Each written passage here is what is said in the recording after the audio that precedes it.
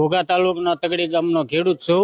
મેં 5 વીઘાની ડુંગળી કીધી, મારે 80,000 નો ખર્ચો થયો હતો, બરાબર। હવે 2 દી પહેલા 3 દી પહેલા 12,8 રૂપિયા મળતું, કાલે મને 15 રૂપિયા મળ્યો। હવે એમાં ભાવ વધતો જાય અને અમારો માલમાં ઘટતો જાય। તમને 5 વીઘાની ડુંગળી હતી, અમારી મૂળ 80 ઠેલા ડુંગળી થઈ। હવે 80,000 નો ખર્ચોમાં 80 ઠેલા ડુંગળી 1000 રૂપિયા ઠેલો મને પડ્યો। તો આ લોકોને 150 છે હાર, અમારા ડુંગળીનો દોડો હોય એક ઠોકો ને કોક ને તો તોલો તોડી નાખે, એવી ડુંગળીના 150 રૂપિયા લઈ જાય। તમે આ ખેડૂત પર અત્યાચાર કરો ને બંધ કરો। ઓલા કેવા ના ના શોલેના ઓલા બે નું નામ શું છે?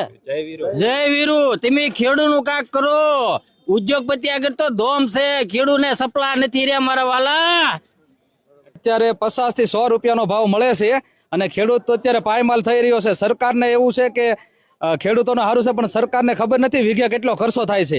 25 થી 30,000 રૂપિયાનો વીઘે ખર્ચો થાય છે અને ખેડૂતો ડુંગળી લઈને આવે છે તો અત્યારે જે લઈને આવે છે એના દાળિયાના તૂટે છે અને થેલીના અને ભાડાના થાય છે અને સરકારને નિકાસ આપવાની જરૂર છે।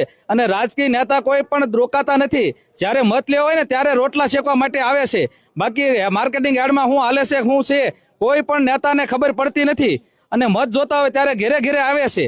બાકી ડુંગળીની અત્યારે બજાર ઓછામાં ઓછી 500 હોય તો જ ખેડૂતને પોસાય એવું છે, એના બદલે 50 રૂપિયાથી 100 રૂપિયા મળી રહ્યા છે, એટલે ખેડૂતને પાયમાલ થઈ